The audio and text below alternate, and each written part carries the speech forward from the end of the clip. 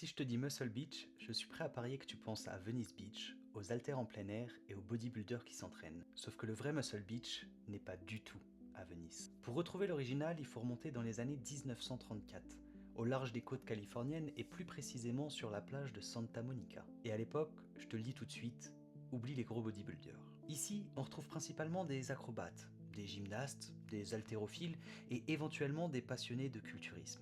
Ils viennent s'entraîner sur des structures qui sont directement posées sur la plage. Mais crois-moi ou non, je te promets qu'ils attirent les regards. Parce que petit à petit, leur entraînement devient un vrai spectacle pour les passants dans les rues. Les athlètes réalisent des acrobaties, des démonstrations de force et exhibent des physiques qui sont très inhabituelles pour l'époque. Et forcément, ça intrigue les gens. Alors les gens viennent, simplement pour les regarder. Dans les années 40, le lieu devient tellement mythique qu'il participe à créer la culture du fitness. Et c'est là que le nom Muscle Beach rentre dans l'histoire. Mais malheureusement, dans les années 50, cette belle histoire touche déjà à sa fin.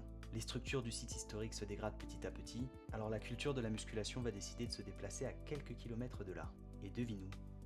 À Venise. Et c'est justement ce deuxième lieu, avec l'arrivée du bodybuilding dit moderne, qui va finir par devenir tellement plus célèbre que l'original, au point qu'aujourd'hui, beaucoup de personnes ignorent encore qu'avant Venise, Muscle Beach était à Santa Monica. Mais tu sais quoi?